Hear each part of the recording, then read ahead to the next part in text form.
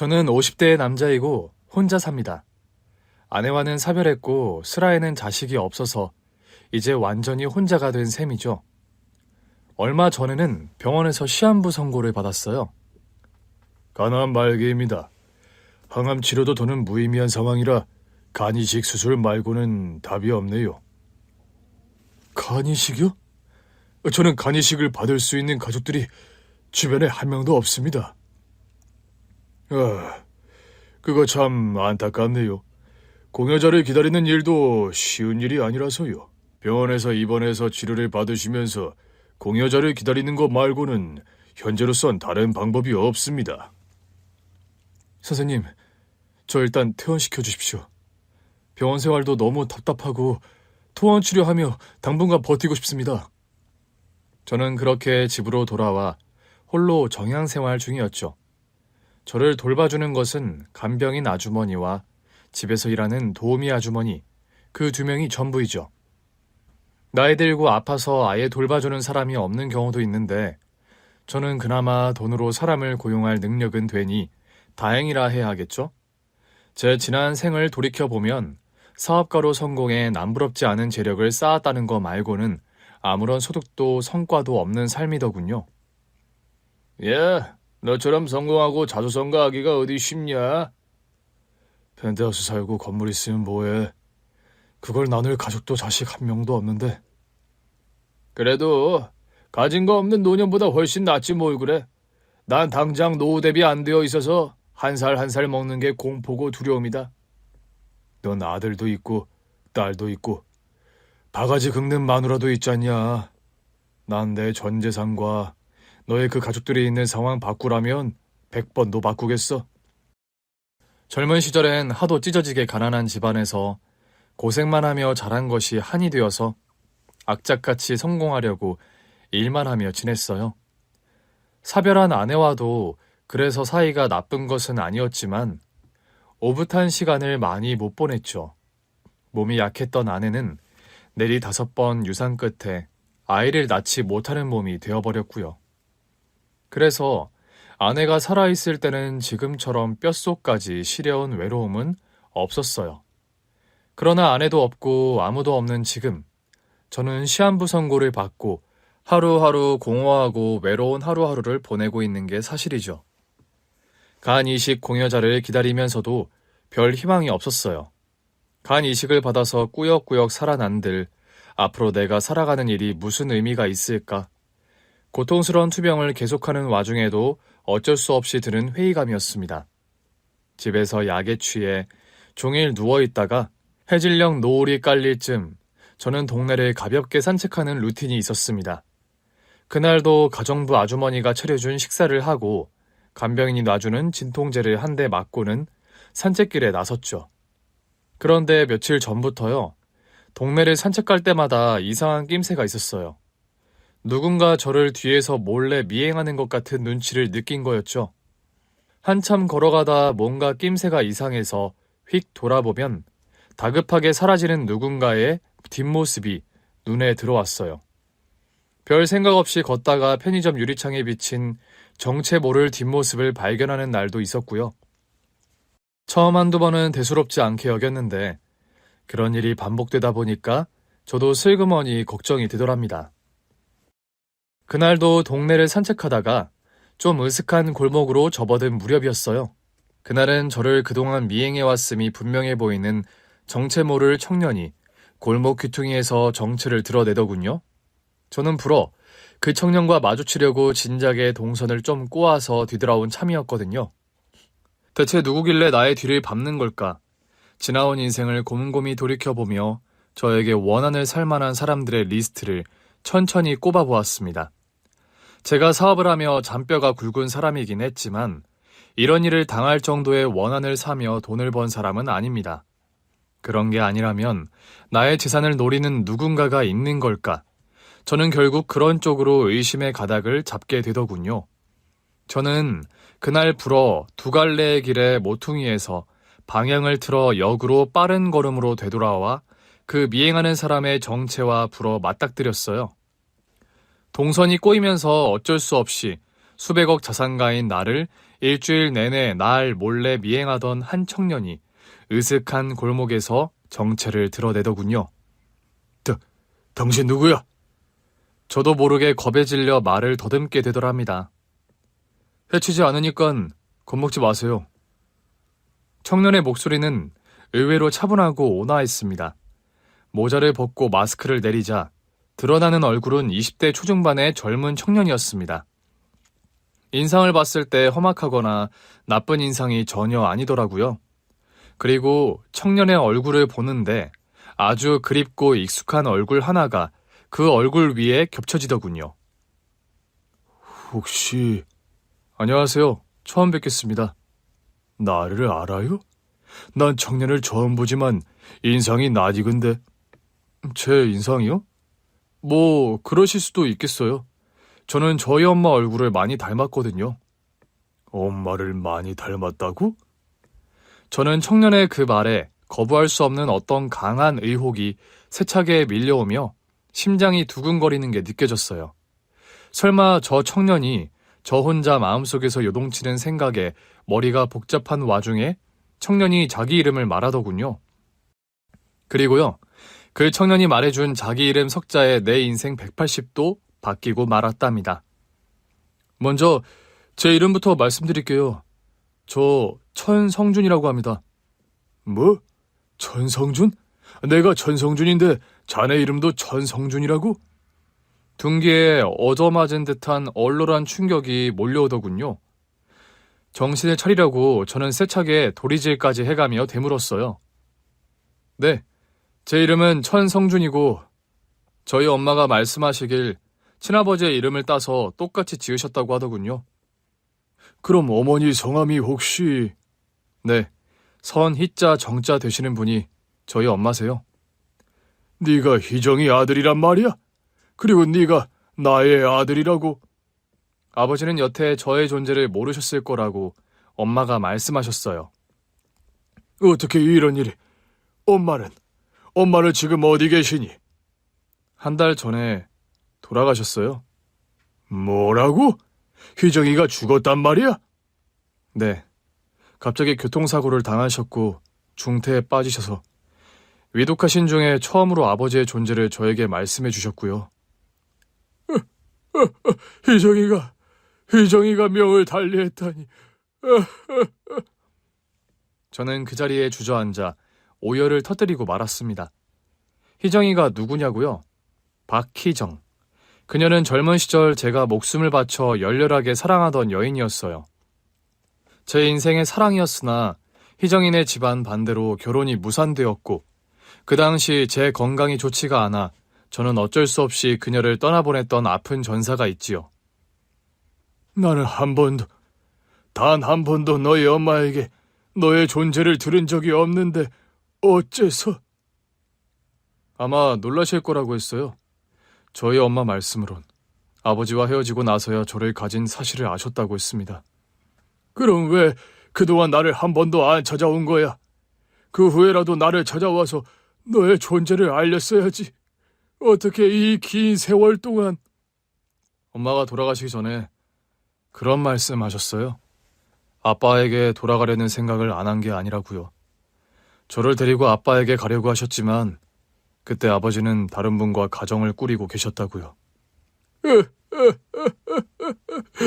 희정아. 엄마는 평생 혼자 사시면서 저를 키우셨어요. 돌아가시기 전에야 아버지 존재를 저에게 말씀하셨는데 저는 이날 이때껏 아버지가 돌아가신 줄 알고 살다가 아버지 존재를 알고는 너무 뵙고 싶은 마음에 한 며칠 아버지 뒤만 졸졸 쫓아다녔습니다. 죄송해요. 그게 왜 네가 사과할 일이니? 들어보니 죄인은 누구보다 내가 죄인이거늘. 네가 내 아들인데 왜 앞에 안 나타나고 뒤에서 날 쫓았어? 너무 갑자기 아버지 앞에 나타나면 아버지가 너무 놀라실 것 같고 저 역시 마음의 준비가 안 되는 바람에 용기가 안 났습니다. 우리 아들, 나에게 너 같은 아들이 있었다니. 저는 오열하며 그 청년, 아니 아들을 꼭 끌어안고 말았습니다. 피는 물보다 진하다는 말이 그냥 있는 게 아니더군요. 아들 녀석을 끌어안은 순간 저는 말로 설명할 수 없는 따뜻함과 끈끈함을 느꼈습니다. 처음 품에 안는 낯선 청년이라는 게 팩트인데 그 아이의 온기와 체온, 채취 등이 전혀 낯설거나 거북하지가 않더군요. 원래 알던 사람처럼 내가 언제부터고 알아야 했던 사람처럼 그 녀석의 품이 마냥 좋았던 겁니다. 저는 기질적으로 본능적인 촉이나 예감이 민감하고 정확하게 잘 맞는 편이에요. 사실 아들 녀석의 얼굴을 보는 순간 그 아이가 제 첫사랑 정희의 아들이란 걸 직감했으니까요. 그리고 눈빛을 보는데 그 눈동자가 또 소스라치게 절 닮은 것이어서 저는 아무런 설명을 듣지 않았을 때부터 강한 직감을 가질 수밖에 없던 거였죠. 저 청년, 나의 아들이 아닐까? 저의 이런 느낌과는 별개로 그 다음날 바로 청년, 아니 아들의 부탁으로 일단 친자 확인 검사부터 받게 되었어요. 성준아, 난 네가 내 아들이라는데 별 의심이 없다. 이런 검사 굳이 안 받아도 된다. 난 너도 믿고 너희 엄마도 믿으니까. 그래도 검사 받으세요. 이건 그냥 절차상의 일이니까 서로 깔끔한 게 좋죠. 아들의 완곡한 부탁에 저는 어쩔 수 없이 녀석의 친자 확인 검사까지 받았어요. 얼마 후에 나온 결과는 당연히 성준이와 제가 부자 관계가 맞다는 결과가 나왔고요. 친자 확인 결과지가 나오자마자 성준이는 그런 말을 하더군요. 아빠 건강 안 좋으시다고 했죠? 그걸 어떻게 알았어? 아빠 몰래 뒤쫓아다니면서 매일이다시피 병원 가시는 거 보고 알았어요. 어디가 어떻게 안 좋으신 거예요? 그냥 아빠 나이에 아픈데 하나 없이 건강한 사람이 어디 있겠니? 대수롭지 않은 거니 걱정하지 마라. 저는 처음에 아들에게 제 투병 사실을 밝히지 않았습니다. 23년 만에 처음 만나는 아들에게 만나자마자 제가 간암이고 시한부라는 사실을 어떻게 말하겠어요? 말을 하더라도 지금은 아니라는 생각에 저는 저의 시한부 사실을 한동안 꽁꽁 숨기고 있었죠. 그러다 아들이 제가 사는 집에 들어와 살게 되면서 간병인 아주버니를 통해 어쩔 수 없이 저의 병세를 알게 된 아들이었죠. 아빠가 간암 말기라는 게 사실이세요? 성준아, 네가 그걸 어떻게 알고?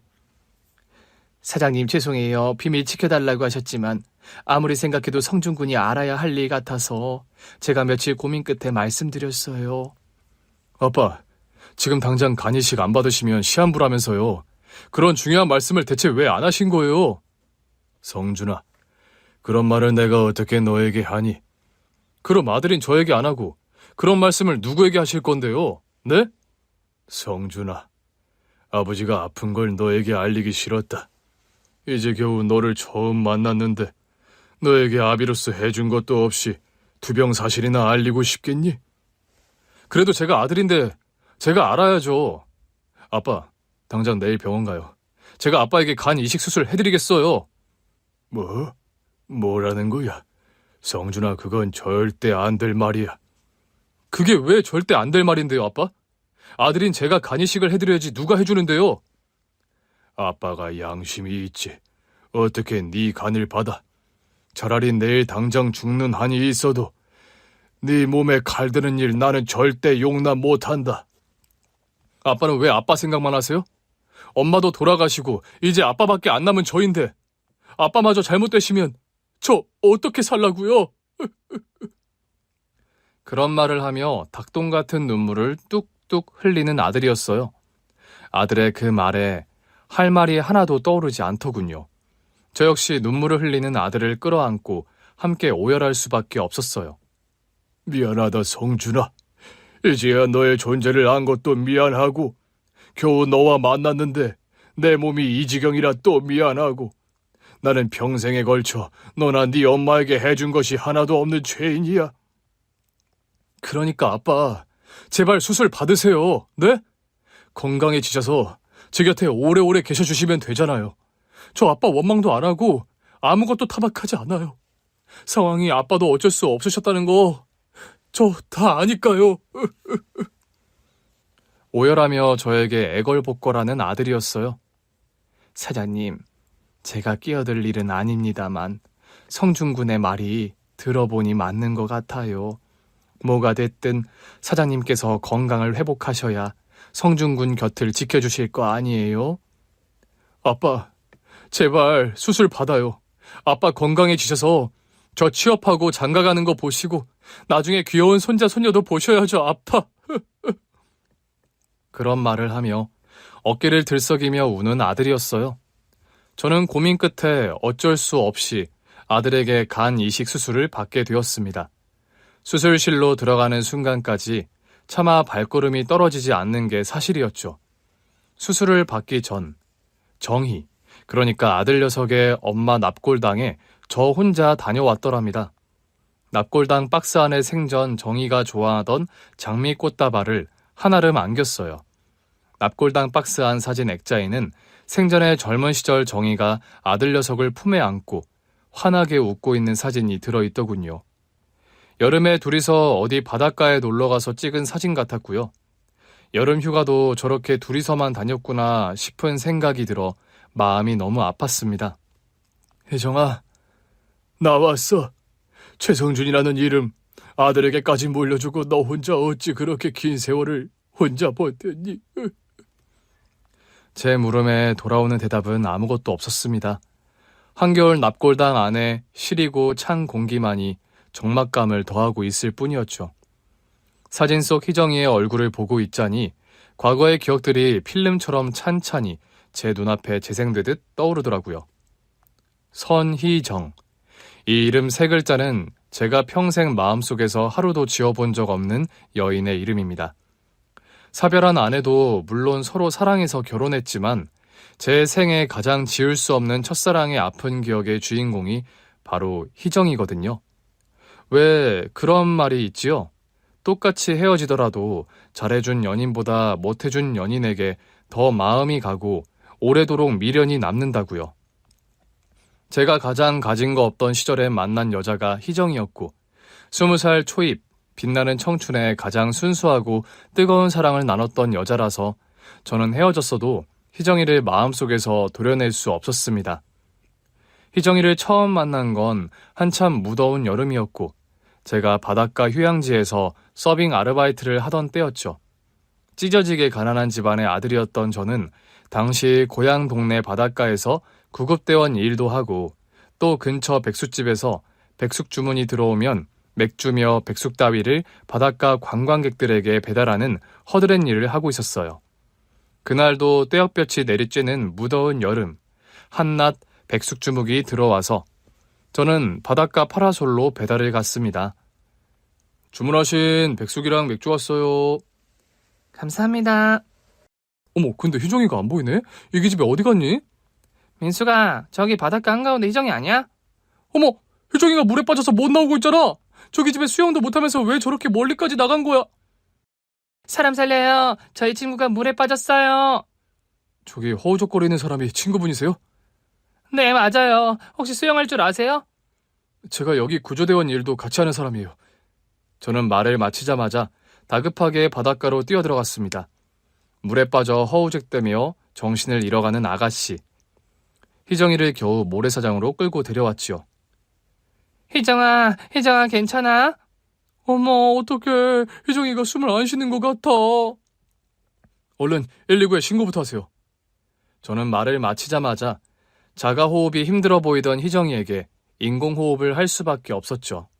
깊은 숨을 몰아쉬며 가면서 제가 심장 마사지를 하며 인공호흡을 수십 번 했을 때 겨우 목에 걸린 물을 토해내며 숨을 내쉬는 아가씨, 희정이었어요.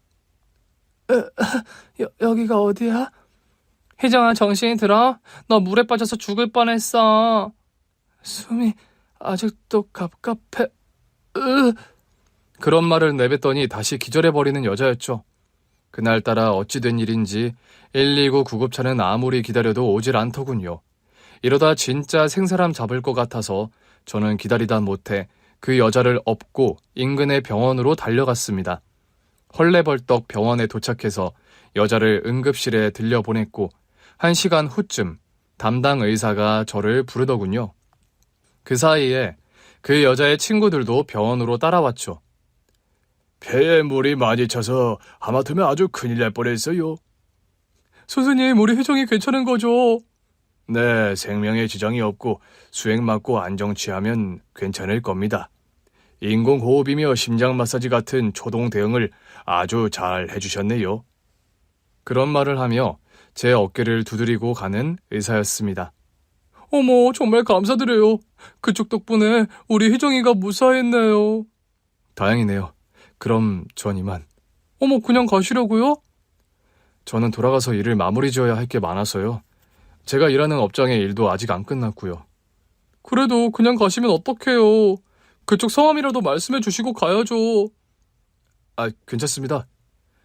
저는 서둘러 다시 바닷가로 돌아가서 백숙집 아르바이트 일을 마무리했죠.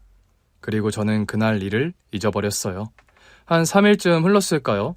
그날도 바닷가에서 한참 백숙 나르고 맥주 나르고 수박까지 나르며 부지런히 일을 하고 있는데 누가 뒤에서 저를 부르더군요. 자기야? 네? 3일 전에 물에 빠진 걸 구해준 아가씨가 저를 찾아와 부르고 있었습니다. 저 아시죠? 아, 알죠. 3일 전에 바닷가에 빠져서 큰일 날 뻔했잖아요. 몸은 괜찮으세요? 덕분에요. 저를 살려주셔놓고 이름도 말 안 하고 사라지시면 어떡해요? 아, 딱히 이름까지 알려야 할 일은 아닌 것 같아서요. 성함을 몰라서 그쪽 찾느라 한참 고생했잖아요. 그런 말을 하며 땀을 닦아내는 여자의 얼굴이 더위로 붉게 달아올라 있었어요. 미안합니다. 그러라고 그런 건 아닌데. 저도 그런 말 들으려고 드린 말씀은 아니네요. 감사 인사 전하려고 왔어요. 저 살려주신 은인분이시잖아요. 아유, 은인은요 무슨. 저는 여기 식당 배달 일이랑 휴가 시즌에는 바닷가 피서객들 대상으로 구조요원 일도 겸하고 있어요. 저는 그냥 제가 할 일을 했을 뿐이에요. 그날 저 인공호흡 해주시고 구급차 안 와서 저 업고 30분 넘게 병원까지 달려가셨다고 들었어요. 중간에 도로에 사고가 나는 바람에 119 도착이 늦었거든요. 그쪽 아니었음 저 죽은 목숨일 거라고 의사 선생님이 그러셨어요. 친구들도 그쪽 엄청 고마운 사람이라 그랬고요. 아, 별 말씀을요. 자꾸 그쪽이라 부르려니 죄송하네요. 성함이 어떻게 되세요? 저요. 천성준이라고 합니다. 박희정이에요. 반갑습니다. 그리고 너무 감사하고요. 무사히 회복해서 다행이네요. 오늘 몇 시에 끝나세요? 왜요? 왜긴요. 제 생명의 은인에게 밥이라도 한 끼 사려고 그러죠. 괜찮다고 말을 하려다가 저는 그런 인사치레를 하지 않았어요. 그녀와의 저녁 식사를 마다하고 싶지 않았거든요. 사실 물에 빠진 그녀를 구하고 정신없이 인공호흡을 하고 헐레벌떡 병원에 바래다주고 돌아오는 길, 병원 침상에 잠든 그녀 얼굴을 제대로 봤을 때부터 저는 그녀가 참 예쁜 사람이라 생각하고 있었기 때문이죠. 그녀가 물에 빠지던 날 집에 돌아오는 내내 그녀 얼굴이 머릿속에 동동 떠다녔더랍니다. 그날 희정이는 저에게 비싼 소갈비를 대접하더군요. 가난한 집에서 자란 저는 머리털 나고 처음으로 그렇게 비싼 식당에 가보았죠. 너무 비싼 거 사주시는 거 아니에요? 그럼 생명의 은인에게 떡볶이 사드릴 수는 없잖아요. 저녁 식사를 하고 나와서 함께 바닷가를 걸었습니다. 원래 여기 사시는 분이세요? 네, 저는 고향이 이곳이니까요. 저는 여름방학이라서 친구들이랑 놀러 온 거예요. 저 서울서 땡땡여대 다니거든요. 유명한 대학 다니는 분이시구나. 성준 씨는 대학교 안 다녀요? 네, 군대 다녀왔고 입시는 이제 준비해야 해요. 그럼 성준 씨도 얼마 안 있음 서울 올라오겠네요? 네, 재수학원 다니려고 돈 모으고 있으니까요. 언제 서울 올라올 건데요? 서울 올라오면 나한테 연락해요. 희정 씨한테요? 네, 나 서울서 다시 성준 씨 보고 싶어요. 저는 2달 후 서울로 상경해서 입시 준비를 하게 됐고 그때부터 희정이와 본격적으로 만나기 시작했죠. 고학 끝에 대학생이 된 후로 저와 희정이는 열렬한 연애를 시작했습니다. 성준 씨가 나랑 가까운 대학 다니게 돼서 너무 좋다. 나 학비 때문에 어쩌면 다음 학기 또 휴학해야 할지 몰라. 성준 씨, 나랑 결혼해서 대학 다닐래? 뭐라고? 나랑 결혼하면 우리 부모님이 성준 씨 공부하라고 지원해 주실지도 모르잖아. 아서라, 어떻게 네 부모님께 그런 부탁을 하니? 맨날 이렇게 성준 씨랑 데이트하고 집에 돌아가는 거 너무 아쉬우니까 그렇지. 바보야, 그건 너보다 내가 더 그렇거든? 정말? 그래, 이정아. 조금만 기다려. 내가 지금은 너에게 많이 부족하지만, 나 어떻게든 대학 졸업하고 좋은 데 취직해서 당당하게 너희 부모님께 인사드릴게. 진짜지? 아, 설렌다. 빨리 그런 날이 왔으면 좋겠어. 저는 희정이와의 미래를 꿈꾸며 힘든 고학 생활도 꿋꿋하게 버텨나가고 있었죠. 밤잠 못 자가며 아르바이트하고 학교를 다녀도 사랑하는 그녀, 희정이가 있어서 하루하루 참 살맛 나던 시간을 보냈어요. 그러던 어느 날이었습니다. 저는 그때 저를 키워주신 할머니께서 편찮으신 바람에 어쩔 수 없이 휴학을 하고 건설 현장 아르바이트를 하던 때였죠. 성준 씨, 오늘 일 끝난 거야? 그런데 옷이 너무 지저분해. 지금 데이트 나가긴 무리인데? 뭐 어때? 대충 털고 나랑 영화 보러 가자. 나 성준 씨랑 보려고 안표까지 구해놓은 영화란 말이야. 저는 그날 희정이가 조르는 바람에 공사 현장에서 일하던 지저분한 차림새로 영화관 데이트를 갔더랍니다. 그런데 하필 그곳에서 희정이 어머니를 만나게 된 거였죠. 아니, 희정이 너 지금 여기서 뭐하니? 영화관 매점에서 팝콘과 콜라 따위를 사다가 희정이 어머니에게 딱 걸려버린 저와 그녀였어요. 엄마가 여길 어떻게 왔어요? 영화관에 영화 보러 오지 왜 오겠니? 희정이 어머니의 뒤로 희정이 아버지까지 다가오시더라고요. 여보, 여기서 뭐해? 아니, 너 희정이 아니냐? 아빠까지 같이 오신 거예요? 희정이 너 이 청년과 같이 온 게냐? 탐탁지 않은 눈길로 희정이 손을 잡고 있는 저를 위아래로 훑어보는 희정이 아버님이었습니다. 안녕하십니까. 저 희정이 남자친구 천성준이라고 합니다. 천성준? 처음 들어보는 이름인데. 아빠, 이 사람 제 남자친구예요. 안 그래도 엄마 아빠께 인사시키려고 했어요. 너 엄마 아빠 몰래 만나는 사람이 있었어? 대체 언제부터 만났니? 1년 정도 됐어요, 엄마. 남자친구 만나면서 엄마에게 말도 안 한 거야? 자네 이름이 천성준이라고. 네, 미리 찾아뵙고 인사 못 드려서 죄송합니다. 그런데 자네 뭐하는 사람이길래 옷차림이 그런가? 먼지를 뒤집어 쓴 채 여기저기 지저분한 제 작업복을 보고 그런 말을 하는 여자친구의 어머니였어요. 엄마, 이 사람 땡땡대학 경제과 다니는 수재예요. 지금 아르바이트 하다 와서 옷이 지저분한 거고요. 무슨 아르바이트를 하길래? 공사장 아르바이트를 요즘 하고 있어서요. 뭐, 공사장 아르바이트? 공사장 아르바이트라는 말에 얼굴색이 변하며 불그락 푸르락 하는 여자친구 어머니였죠. 그날 이후로 저와 희정이는 부모님의 극심한 반대에 부딪혀서 데이트하는 것까지 엄청 눈치를 보는 상황에 이르렀죠. 성준 씨, 나 이제 들어가 봐야 해. 벌써? 엄마가 요즘 통금을 저녁 7시로 잡아놓으셨어. 부모님이 나 만나는 거 싫어하셔? 아니, 꼭 그런 것만이 아니라 우리 부모님이 많이 보수적인 편이셔. 여자애가 시집 가기 전에 밤 늦게까지 데이트 안 된대. 여자친구는 그렇게 말했지만 나날이 어두워가는 그녀의 표정을 보면서 부모님의 반대가 심하다는 걸 눈치챌 수 있었어요. 하루는 제가 아르바이트를 가려고 집에서 나오는데 웬 삐까뻔쩍한 리무진 한 대가 저희 집 앞에 서 있더군요. 저는 당시 일찍 돌아가신 부모님 대신 노환으로 편찮으신 할머니를 모시고 다세대 빌라의 옥탑방에 살던 때였죠. 여기가 성준군, 자네가 사는 집인가? 연락도 없이 저를 찾아온 여자친구 어머니를 보고 저는 깜짝 놀랄 수밖에 없었죠. 어머니 안녕하세요. 여기까지 어쩐 일이세요? 연락 없이 찾아온 건 미안해요. 그런데요, 내가 그쪽에게 꼬박꼬박 어머니 소리 들을 이유는 없는 것 같네요. 네? 누가 들으면 그쪽이 우리 사윗감이라도 되는 줄 알잖아요? 안 그런가? 싸늘한 눈빛으로 그런 말을 하는 여자친구 어머니였죠. 오늘은 내가 그쪽에게 할 말이 있어서 찾아왔어요. 잠깐 시간 좀 내어줘요. 저는 여자친구 어머니를 따라 근처 카페로 들어가 이야기를 나누게 됐죠. 알다시피 우리 희정이 온실의 화초처럼 그야말로 공주처럼 큰 아이예요. 네, 듣자 하니 부모님이 일찍 돌아가시고 할머니 슬하에서 자랐다면서요. 네.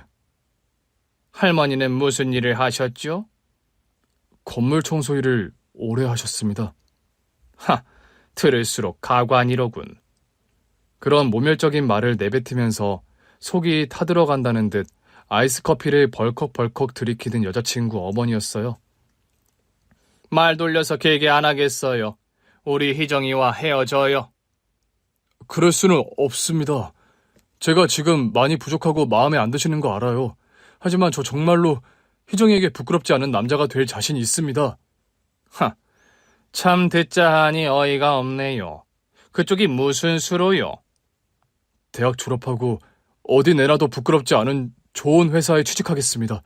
그리고 우리 희정이 수준이 고작 대기업 회사원에 만족할 정도로 보여요? 어머님, 저와 희정이 정말 서로를 사랑합니다. 부끄럽지 않은 사위 되도록 저 정말 노력하겠습니다. 한 번만 절 믿고 좀 기다려 주십시오. 내가 그쪽을 뭘 믿고요? 버둥거려 봤자 개천용이 날아오를 것이란 게 뻔하죠. 우리 희정이는 이름만 들으면 알만한 집안에서 시집오라고 성화인 1등 신부감이에요. 우리 집안은 3대가 내리 법주인 집안이고요. 제발 허락해 주십시오. 저와 희정이 서로가 없으면 안 될 만큼 정말 많이 사랑하고 있습니다. 사랑? 아직 어려서 뭘 모르나 본데 사랑이 뭐 밥 먹여주는 줄 아나 봐요? 한 계절, 아니 한 달만 안 보고 살아봐요. 그 뜨거운 사랑이라는 거 식는 게 그리 어려운 일 아닐 테니까. 그런 말을 하며 쌩안이 일어나 버리는 여자친구 어머니였습니다. 부모님의 반대가 극심했지만 저와 여자친구의 사랑은 더 뜨겁게 불타오르기만 했지요. 나 차라리 집을 나와버릴까봐, 성준 씨. 그게 무슨 바보 같은 소리야. 그건 절대 안 돼. 왜 안 되는데? 성준 씨랑 당장 안 헤어지면 다음 학기에 학교고 뭐고 나 시집 보내버린다는 게 그럼 어쩌라는 거야? 뭐? 희정이 널 시집 보낸다고? 그래. 우리 엄마 극성스럽고 독한 성격이라 진짜 한다면 하는 성미란 말이야. 내가 대도 않게 정락결혼에 팔려가길 원하는 거야? 희정아, 너 정말 가진 거 하나 없는 나인데도 상관없겠어? 성준 씨까지 왜 자꾸 바보 같은 소리만 하는 거야? 내가 성준 씨 없이 온전히 살아갈 걸로 보여? 그래. 희정아, 내가 지금 가진 거 없지만 너 하나 책임 못 지겠니? 지금 당장 호강은 못 시켜줘도 너 절대 외롭게 눈물 빼는 일은 안 만들게. 난 성준 씨만 있으면 돼. 다른 아무것도 필요 없다고. 희정아, 사랑해. 내가 너보다 훨씬 더 사랑해. 저와 여자친구는 결국 사랑의 도피를 하기로 결정했어요. 학교를 휴학하고 당분간 지방 소도시로 내려가 둘이 아르바이트하며 생활을 하기로 했죠. 혼인신고부터 하고 아이라도 한 명 생기면 그때 돼서는 부모님도 어쩌시지 못할 거라는 계산을 했던 겁니다. 그런데 여자친구와 짐을 싸서 떠나기로 하고 날짜를 세어가던 어느 날이었어요. 심한 복통으로 병원에 갔는데 청천벽력 같은 선고를 하는 의사였어요. 대장암 3기입니다. 당장 항암 치료 시작해야 합니다. 네? 제가 암이라고요? 환자분 나이가 너무 젊어서 예후를 장담 못해요. 제가 죽을 수도 있단 말씀이세요? 의사는 어두운 얼굴로 고개를 끄덕이며 저에게 시한부 선고를 내리는 겁니다. 암이 대장뿐만 아니라 다른 곳에도 전이가 되었다며 어두운 얼굴로 저에게 정리할 수 있는 일은 정리를 하라는 말까지 하더군요. 하늘이 무너지는 것 같은 절망감을 느끼며 저는 집으로 돌아왔어요. 여자친구는 그날 짐을 싸들고 저를 찾아왔더군요. 성준 씨 어디 다녀와? 어디 좀 볼 일이 있어서.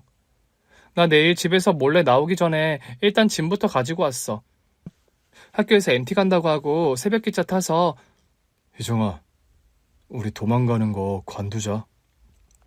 갑자기 그게 무슨 소리야? 나 너랑 도망갈 자신 없어. 진작 말하고 싶었는데 그러지 못해서 미안해. 엊그제까지 나랑 미래 계획 세우던 사람이 왜 그래? 사실 이런 고민한 지 오래됐어. 그리고 더 큰 이유는 너 말고 다른 사람이 좋아지기 시작했고. 그게 무슨 되도 않는 소리야. 다른 사람? 너도 알 거야. 내 동아리 후배 여자애. 뭐? 영순인가 하는 여자애 말이야? 오래전부터 나 좋다는 여자애고 나도 영순이가 좋아. 이런 모든 말들을 나보고 다 믿으라는 거야? 처음엔 제 말을 믿지 않던 희정이었는데 저는 희정이 마음을 접게 하기 위해 불어 동아리 후배 영순이에게 부탁까지 했습니다. 한 며칠 제 여자친구 흉내를 내달라고 부탁했고 그 모습을 본 희정이는 울면서 돌아섰지요. 세상 남자 다 변심해도 성준 씨는 아닐 거라고 생각했어. 다른 사람도 아니고 어떻게 성준 씨가 날 이렇게 마음 아프게 해? 어깨를 떨며 돌아서던 그녀의 뒷모습을 저는 그 후로도 영영 잊지 못했습니다. 그 뒤로 저는 암투병을 시작했고 들리는 소문에 희정이는 학교 휴학 후에 도망치듯 시집을 가 버렸다는 얘기가 들려오더군요. 저는 학교를 휴학하고 치료에 매진했고 몇 년 뒤에 기적처럼 암을 완치하게 되었죠. 이렇게 건강해질 거였다면 희정이를 보내지 않는 건데 이미 후회했지만 소용없었어요. 그땐 이미 희정이가 다른 남자의 아내가 되어서 미국으로 이민을 떠나버린 상태였으니까요. 그 후로 저는 대학을 졸업하고 회사 생활을 하다가 제 사업을 시작하게 되었습니다. 초반에 고전하던 시기를 이를 악물고 버텼고 저는 물류회사 CEO로서 업계에서 실력을 인정받는 기업의 수장으로 자리를 잡았습니다. 엄마는 도망치듯 시집 가셨지만 미국에서 몇 개월도 안 돼 이혼하셨다 들었어요. 너희 엄마가 미국서 이혼을 했다고? 네. 결혼하고 얼마 안 있어 저를 가진 사실을 알게 됐고 엄마는 제가 아빠의 아들이란 걸 알았기에 도망치듯 다시 이혼을 하셨대요. 그래서 한동안 미국서 안 돌아오셨던 거야? 네. 교포사회에서 안 좋은 소문이 돌았고 한국으로 귀국하면 결혼하고 얼마 되지도 않아 이혼했다는 추문이 쫓아다닐 게 뻔해서요. 정희는 그때 미국에 알려지지 않은 시골 마을에서 조용히 홀로 아들 성준이를 낳았다고 합니다. 홀몸으로 아들을 낳고 그 이후로 줄곧 혼자 몸으로 성준이를 키워온 정이었던 겁니다. 엄마는 제가 초등학교 들어갔을 무렵 한국으로 저를 데리고 오셨고 그때 아빠를 수소문해서 찾아가셨대요. 네 엄마가 나를 찾아왔었단 말이니? 이 얘기는 저희 이모께 들은 이야기인데 저희 엄마가 아빠를 한번 찾아갔는데 가정을 읽어서 사시는 모습에 저의 존재도 밝히지 못했고 아빠를 만나지도 않고 그냥 돌아오셨다고요. 아들의 말을 듣는데 억장이 무너지는 것만 같더군요. 시기적으로 희정이가 저를 찾아왔던 때를 돌이켜보니 저는 사별한 아내와 결혼해서 막 사업의 기반을 닦아가던 때였죠. 성준아, 네 엄마는 그럼 평생 재혼도 안 하고 혼자 사시다 돌아가신 거니? 네. 제가 어려서는 철없는 마음에 엄마가 재혼하는 게 싫다고 떼를 썼고 제가 커서는 엄마가 딱히 재혼 마음이 없으셨어요. 희정이의 외로웠을 삶을 생각하니 마음이 너무 아프고 갚을 길 없는 미안함에 숨이 막혀올 지경이었죠. 사실 저는 한 몇 년 전에 희정이를 우연히 만난 적이 있었습니다. 그날은 제가 외근이 있어서 사무실을 나와 관계자들과 미팅을 끝내고 서울의 도심거리를 혼자 걸어가고 있었어요. 정말 예기치 않은 우연한 만남이었죠. 길을 가다가 앞서가던 여자 한 명이 핸드백을 떨어뜨렸는데 그게 10몇 년 만에 보는 희정이었으니까요. 희정이? 성준 씨? 우연히 제외한 그녀와 나는 근처 커피숍으로 들어가 근황을 나누었습니다. 잘 지냈어? 이렇게 서울 도심 거리서 널 만나게 될 줄은 꿈에도 몰랐다. 그러게. 살다 보니 성준 씨를 이렇게 만나네. 얼굴 좋아 보인다. 잘 지내? 그럼. 난 잘 지내. 성준 씨는? 나도 잘 지내지. 희정이를 가슴 아프게 떠나보내고 저는 그 뒤로 그녀를 떠올릴 때마다 다시 재회하게 되면 내 속의 이야기를 털어놓으리라 사실은 변심했던 게 아니라 시한부 선고를 받은 터라 앞날을 예견할 수 없어서 어쩔 수 없이 널 보낼 수밖에 없었다. 그런 말을 털어놓겠다 다짐했었죠. 그런데 오랜만에 만난 그녀에게 그런 말을 할 수가 없더군요. 저는 그녀가 결혼해서 그때까지도 잘 사는 줄로만 알았으니까요. 결혼 생활은 어때? 좋아. 아들 한 명이 있어. 정말? 아, 널 닮았으면 엄청 잘생겼겠다. 남편은? 잘해줘. 좋은 사람이야. 그런 말을 하면서 편안하게 웃어 보이는 희정이었어요. 네가 잘 지낸다니 나도 너무 좋다, 희정아. 나도 네 덕분에 잘 지낸다. 그렇게 서로 인사를 나누고 커피 한 잔을 마시고 헤어졌더랍니다. 그런데요, 알고 보니 그 즈음에 희정이는 한창 투병을 하던 때였더군요. 엄마는 그때 유방암 선고받고 항암 치료하시는 중이었어요. 머리칼이 많이 빠지셨지만 가발 쓰고 다니셔서 아마 겉으로 티는 안 나겠지만요. 뒤늦게 알게 된 그 즈음 희정이의 근황은 다시 제 마음을 무너지게 했어요. 왜 매번 희정이와 저는 서로에게 솔직할 수 없는 상황만을 맞아야 했던가 싶은 생각이 들며 마음이 너무 쓰라렸습니다. 아들에게 간 이식 수술을 받으려고 병원 침상에서 마취 순서를 기다리는데 희정이와의 과거 일들이 주마등처럼 떠오르더군요. 저는 살아생전에 희정이에게 해준 것이 하나도 없는데 생물학적 압이라는 이유로 성준이에게 이런 수술을 받는 것 자체가 다시 너무 죄스럽게 느껴졌어요. 그 와중에 지금은 세상에 없는 희정이가 사무치게 그립더군요. 희정아, 나 이렇게 죄인으로만 살다가도 되는 거니? 성준이 수술 받는 거 너에게 허락도 못 구했는데. 아빠, 그런 말씀 마세요. 지금 이 선택 누구보다 지지해 주실 분이 엄마일 거예요. 그런 말을 하면서 제 손을 꼭 잡아주는 아들 녀석이었습니다. 우여곡절 끝에 받게 된 간 이식 수술이었습니다. 수술 결과는 다행히 성공적이었고 저도 아들도 무탈하게 건강을 회복하게 되었죠. 저는 태어나고 일상에 복귀할 정도로 건강을 되찾게 되면서 제가 하던 사업에서 은퇴하고 아들 녀석에게 경영 수업을 받는 게 어떠냐고 권유했어요. 다행히 성준이는 제가 하던 사업에 관심이 있었고 하루하루 성실하게 경영 수업을 받아 나갔습니다. 성준아, 일은 할만하니? 쉬운 건 아니지만 일하는 재미가 있어요, 아버지. 물류일은 현장 돌아가는 걸 아주 훤하게 꿰고 있어야 나중에 차질이 없다. 몸이 좀 힘들어도 현장에서 부대끼는 일을 게을리하면 안 돼. 예, 아버지. 아들 녀석은 똘똘하고 부지런해서 경영 수업을 스펀지가 물을 흡수하듯 빠르게 익히더군요. 제가 평생을 걸쳐 이룬 사업체였지만 솔직히 내 슬하에 물려줄 자식 한 명이 없어서 서운한 게 사실이었는데 하루아침에 나타난 아들 녀석 덕분에 이런 저의 허전함이 한 큐에 해결되어 버린 거죠. 이런 게 모두 평생 혼자 몸으로 외롭게 성준이를 키워낸 희정이의 공이라 생각하니 더 미안한 마음이 드는 게 사실이었죠.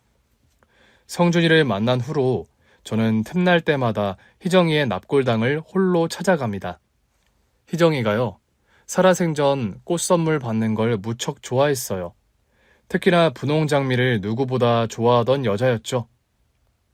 난 꽃 중에서도 꼭 이 분홍 장미가 그렇게 좋더라. 뭐 특별한 이유라도 있어? 사실 꽃말 때문에. 사랑의 맹세를 뜻한데 이 분홍 장미가.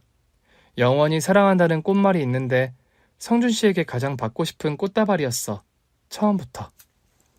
그런 말을 하면서 수줍게 얼굴을 붉히곤 하던 희정이었어요. 돌이켜보면 희정이를 만나던 때는 주머니 사정이 별로라 그녀에게 분홍 장미 꽃다발을 몇 번 사주지도 못했더라고요. 반백의 노인네가 다 되어서 지금은 제 곁에 없는 그녀를 그리워하면 그녀의 납골당 앞에 바치는 꽃다발이지만 저는 한 달에도 몇 번씩 희정이가 생각날 때면 분홍 장미 꽃다발을 사들고 희정이가 쉬고 있는 납골당을 찾는 게 버릇이 되어버렸죠. 경영 수업을 차근히 밟아나가던 아들은 얼마 전에 예쁜 아가씨와 결혼식도 올리게 됐습니다.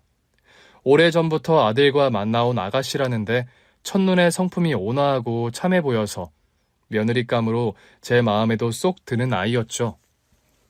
아버님만 안 불편하시면 저희 합가에서 살아도 될까요? 신혼 살림에 시아버지 모시고 살면 불편할 텐데. 저는 전혀 그런 거 없어요, 아버님. 성준 씨가 아버님 만난 지 오래된 것도 아니라서 아버님 혼자 사시게 두는 거 마음도 불편할 거고요. 너와 나만 있으니 하는 소리다만 성준이 눈치 봐서 내린 결정이니? 그런 거 아니고요. 성준 씨가 하루하루 행복하고 마음 편한 게 그게 제 행복이기도 하니까 내린 결정이에요, 아버님. 고맙다 며느라. 네 얘기 듣고 있자니 우리 성준이가 아내감을 아주 잘 얻은 것 같구나. 아들 내외와는 합가해서 여태 아주 화목하고 재미나게 잘 살고 있습니다. 결혼한 첫 해에 쌍둥이 손주를 순산한 며느리입니다.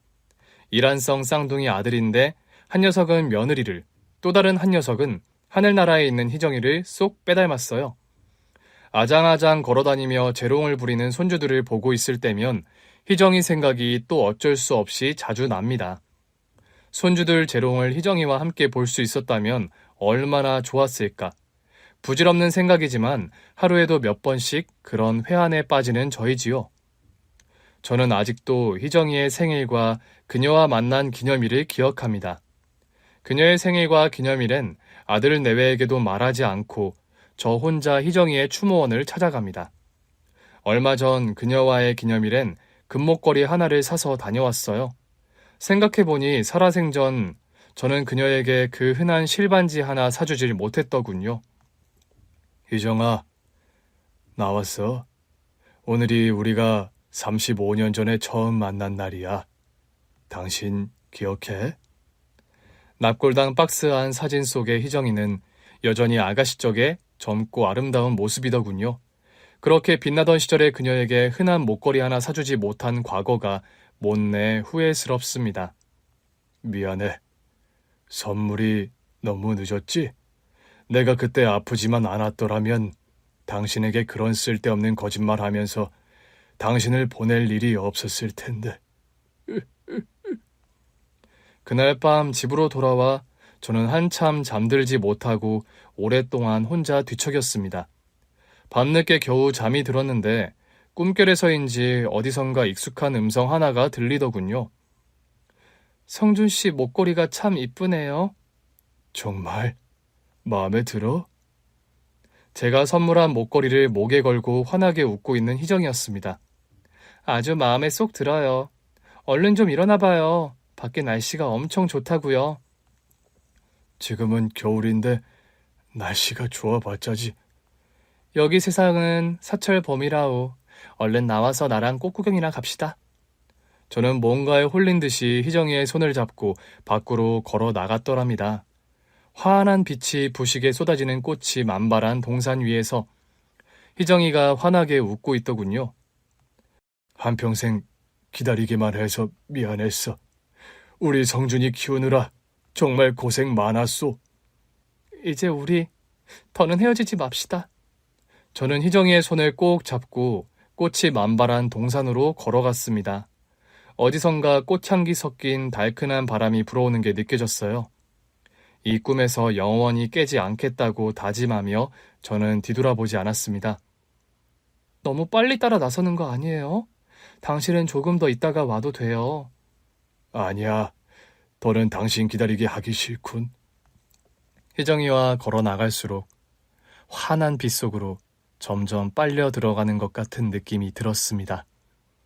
눈을 질끈 감고 저는 희정이와 맞잡은 손에 더욱 힘을 주었어요. 그리고 한 번도 보지 못한 신기하고 낯선 마을 속으로 희정이와 손을 잡고 따라 들어갔더랍니다. 여러분, 저의 이야기는 여기까지입니다. 사는 동안 그리운 사람들은 언제고 찾아가 만나면서 후회 없는 하루하루를 사시길 기원합니다. 사랑하는 누군가가 마음속에 있다면 미루지 말고 안부라도 물으시길요.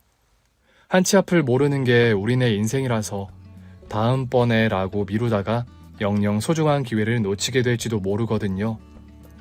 사랑하는 사람이 늘 곁에 있는 일상을 보내신다면 그거야말로 더없이 행복한 인생이며 축복일 겁니다. 여러분의 내일은 그리움도 회한도 없이 사랑하는 이들에게 둘러싸인 축제 같은 하루이길 소망해 봅니다. 긴 얘기 들어주셔서 감사합니다. 오늘 준비한 사연은 여기까지입니다. 재미있게 들으셨다면 구독과 좋아요, 알림 설정까지 눌러주세요. 그럼 저는 다음 사연으로 찾아뵐게요. 오늘도 건강하고 행복하세요.